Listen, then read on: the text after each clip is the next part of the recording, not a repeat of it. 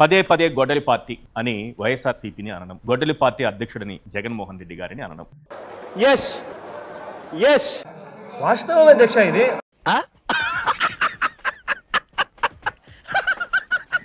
జగన్ బయట అడుగు పెడితే జన సునామీ కదులుస్తుంది. పర్యటన ఏదైనా జనసంద్రం ఆయన వెంట కదులుస్తుంది.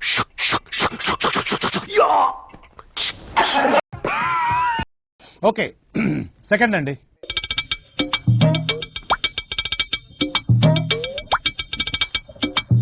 ఆగి చూసి ఆహా అని అనిపోయే పరిస్థితి. ఆంధ్రప్రదేశ్ లో అధికారంలో రావటానికి ముందు చంద్రబాబు నాయుడు, లోకేష్ చెప్పిన మాటలు తుంగలో తొక్కి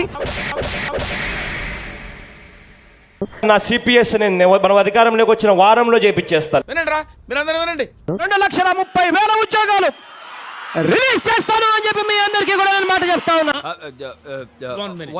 జగన్ లో మీకు బాగా నచ్చే అంశం, చాలా ఆనెస్ట్ గా ఉంటాడు, అబద్ధం చెప్పలేడు, చాలా నిజాయితీగా ఉంటాడు.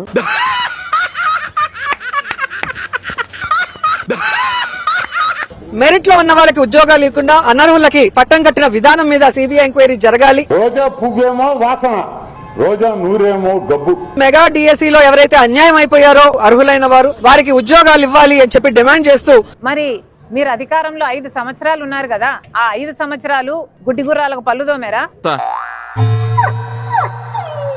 ఇంతవరకు విద్యాశాఖ మంత్రి లోకేష్ గారు గాని, రాష్ట్ర ముఖ్యమంత్రి చంద్రబాబు నాయుడు గాని, డిప్యూటీ ముఖ్యమంత్రి పవన్ కళ్యాణ్ కూడా మీరు బోషించుతాడారని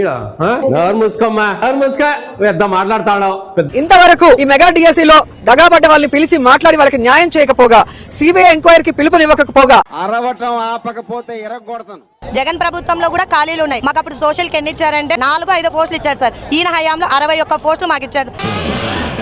ఆహా, విధాడిందిరా నీతో వింత నాటకం. ఈ పోస్టులు అన్ని ఎక్కడికి వెళ్ళినాయి? వాళ్ళు అమ్ముకోనికి ఆ పోస్టులు పెట్టిండొచ్చు. అదే మ్యాజిక్. ఇలాంటి చిన్న చిన్న తప్పులు చేయడం సహజమేనమ్మా. మేము అలా తప్పులు చేసి పైకి వచ్చిన వాళ్ళం. ఈయన 61 పోస్టులు వదిలినారు, నెక్స్ట్ వదలని కూడా సిద్ధంగా ఉన్నారు. అక్కడే తెలిసిపోతుంది ఎవరు అన్యాయం చేస్తున్నారు, ఎవరు న్యాయం చేస్తున్నారు. స్ట్రోక్ మీద స్ట్రోక్, అనవసరంగా ఎదవనైపోయానన్నా. మరి అదే నా ఎదవతనంతో పోల్చుకుంటే నీ ఎదవతనం ఒక ఎదవతనం అంటారా? ఈ రోజు మీరు తప్పు చేశారు అని సాక్ష్యాధారాలతో కూడా జగన్మోహన్ రెడ్డి గారు చెప్పడం జరిగింది. డిఎస్సిలో ఎక్కడ కూడా అనుమానాలే తప్ప ఆధారాలు. నెంబర్ 3, డిఎస్సిలో అక్రమాలు జరిగినాయి అని హైకోర్టులో వైఎస్ఆర్ కాంగ్రెస్ పార్టీ కేసు వేసినప్పుడు ఒక్క ఆధారం కూడా చూపించలేదని మొదటి రోజే డిస్మిస్ చేసింది కేసు. ఈ రోజు మీరు తప్పు చేశారు అని సాక్ష్యాధారాలతో కూడా జగన్మోహన్ రెడ్డి గారు చెప్పడం జరిగింది. ఒక్క ఆధారం కూడా చూపించలేదని మొదటి రోజే డిస్మిస్ చేసింది కేసు. నమ్మ బతుకు బురదలో పంది బతుకుతుంది, నువ్వు బతుకుతున్నావు ఎందుకు? ఎదవన్నారు ఎదవ. మీరు ఒక ఆధారం లేని ఆరోపణ చేస్తే అబాస్ పాలేది వైఎస్ఆర్ కాంగ్రెస్ పార్టీయే, నేను కాదు. ఇదంతా నాకు మామూలు విషయం.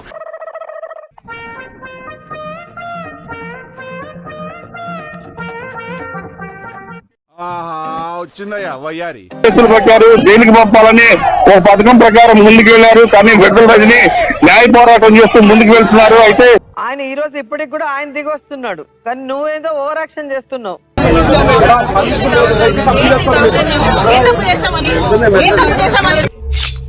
అసలు మనం చేసేది తప్పు నందు, దాన్ని కరెక్ట్ గా చేయాలనుకోవడం ఇంకా తప్పు. ఓకే అన్ని రోజులు ఒకేలాగా ఉంటాయి అనుకున్నారా? ఊరుకోవే, ఊరుకో. నేను ఉన్నాను కదా, నేనేదో సాల్వ్ చేస్తాను. నువ్వు ఏడుస్తుంటే నాకు ఏడుపు వస్తుంది. ఇదేంటో అయితే అరే నీ అబ్బా. పద్మశ్రీనా అంటే అప్పుడే మీకు ఎవరు ఇవ్వలేదు, నేనే పెట్టుకున్నా స్క్రీన్. రాష్ట్ర వ్యాప్తంగా చూస్తున్నాం మనం విద్యార్థుల పట్ల మరి జగన్మోహన్ రెడ్డి గారు ఇచ్చినటువంటి పిలుపు మేరకు వారి వైఎస్ఆర్ కాంగ్రెస్ పార్టీ పెద్ద ఎత్తున కూడా రిలే నిరాహార దీక్షలు చేస్తా ఉంది. ఎందుకు అడుగుతుంటానిక? ప్రతిరోజు ఏవో ఒక ఆటంకులు, ప్రతిరోజు ఏదో ఒక ఇబ్బందులు. టెంటులు బీకేస్తాము, మైక్ పర్మిషన్ ఇయ్యరు అని చెప్పేసి ఇక్కడ నుంచి లేసిపోతారా లేదా కేసులు పెడతారు, పోలీస్ స్టేషన్ల చుట్టూ తిప్పుతారు. ఎందుకు వాడికే ఇలా జరుగుతుంది? వాడు ఏం పాపం చేసాడే? ఇప్పుడు కూడా మీరు అందరూ కూడా చూసారు, మీడియా అంతా కూడా ఉంది ఇక్కడ. పోలీసులు పర్మిషన్ లేదు, మీకు ఎవరు పర్మిషన్ ఇచ్చారు, ఏమనుకుంటున్నారు, మీరు వెళ్తారా లేదా అని చెప్పి ఇష్టం వచ్చినట్టుగా కూడా మాట్లాడుతూ ఉన్నారు. మనం చేసేది లంగ పని, కాంట్రిబ్యూషన్ లేదు నీది. మళ్ళీ ఊపర్సి నాకు బొంగుల కరెక్షన్లు అన్నీ చెప్తున్నాం.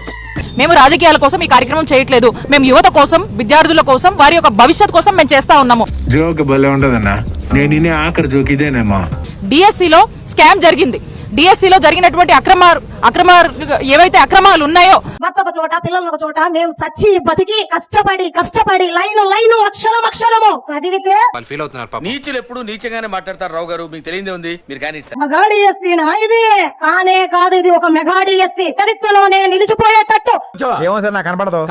లోకేష్ బాబు గారు ఒక డిఎస్సీని కండక్ట్ చేస్తే రాజకీయం చేసావు కదయ్యా. వ్యక్తిత్వాలు మార్చుకుంటారా అంటే అబ్బే మేము మారం ఇలాగే ఉంటామంటే ఎవరికి నష్టం? తండ్రి వల్లే ఈ రాష్ట్రం సర్వనాశనం అయిపోతుంది అనుకుంటే కొడుకు అంతకంటే 4 ఆకులు ఎక్కువ చదివాడు ఆయన వచ్చి ఇంకా పూర్తిగా సర్వనాశనం చేసి పడేస్తా ఉన్నాడు. మొత్తం అకాడమీని సర్వనాశనం చేస్తా ఉన్నాడు ఈ లోకేష్. చూస్తే ముసల్దాన్ లాగా ఉన్నారు, మీకు అంత కసేంటి మేడం?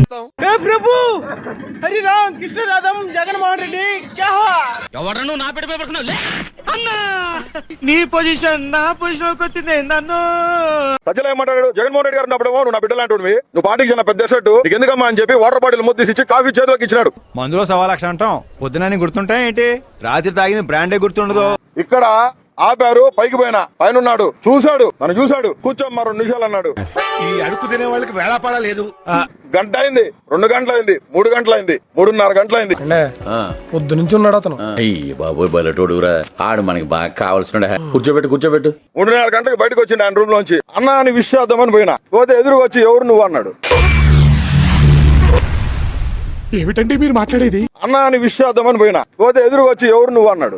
ఎవరు బాబు మీరు నా నియోజకవర్గమా? ప్రాబ్లం ఉంటే ఆఫీస్కి వచ్చుకో. ఎవరబ్బా నువ్వు, ఎవరు అన్నాడు. నేను ఇదిగన్నా మైండ్ పోయిందేమో అనుకున్నా, ఇదిగన్నా మైండ్ ఏమైనా దొబ్బిందేమో అనుకున్నా నేను. అన్నా నేనే నా బోర్గాడ్ అనిల్ అన్నా అంటే లేదు గుర్తుపట్టలే. అందరూ వచ్చి ఏమో తమ్ముడు బాగున్నావు అని చెప్పి అందరూ పరామర్శించి పోతున్నారు. నువ్వు గుర్తుపట్టలే నన్ను, నువ్వు రమ్మంటేనే కదా నేను పార్టీ హౌస్కి వచ్చింది.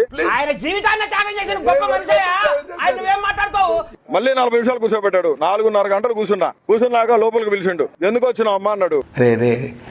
చాలా పాపం రా, చాలా పాపం రా. పార్టీ హౌస్ లో నీకేం పని అన్నాడు. పార్టీ హౌస్ కు నువ్వు 20 నుంచి రావద్దని చెప్పిండు. పార్టీ హౌస్ కు నువ్వు 20 నుంచి రావద్దని చెప్పిండు.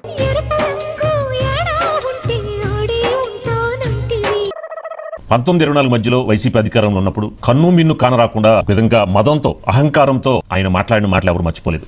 ఒకసారి చూద్దామా? వదిలేండి ప్లీజ్, ఒకసారి చూద్దాం. ఆ తర్వాత నీ పిల్లల్ని, నీ ఇంట్లో ఉన్న నీ పిల్లల్ని ఎతికి మరీ నాలాంటి అప్పు చెప్పాలా? దేనికి? ఇతన్ని ఏం చేద్దాం చెప్పండి. ఇలాంటి సోమరిపోతులు దేశంలో ఉండకూడదండి, కఠినంగా శిక్షించాలండి. జగన్మోహన్ రెడ్డి జోలికి వస్తే ఏ నా కొడుకు చంద్రబాబు నాయుడైనా, వాడమ్మ నా కొడుకు, వాడయ్య ఖర్జూర్ నాయుడైనా, లోకేష్ గాడు బలుపా అహంకారమా? ఏం కన్ను నెత్తికొచ్చినాయా? ఇంత అహంకారం ఏంది నాకు అర్థం కాదు. ఎందుకు వచ్చినావు అమ్మా అన్నాడు. పార్టీ హౌస్ లో నీకేం పని అన్నాడు. పార్టీ హౌస్ కు నువ్వు 20 నుంచి రావద్దని చెప్పిండు. ఎవరు చేసిన కర్మ వారణ భగింపక ఏరికైనా తప్పదన్నా.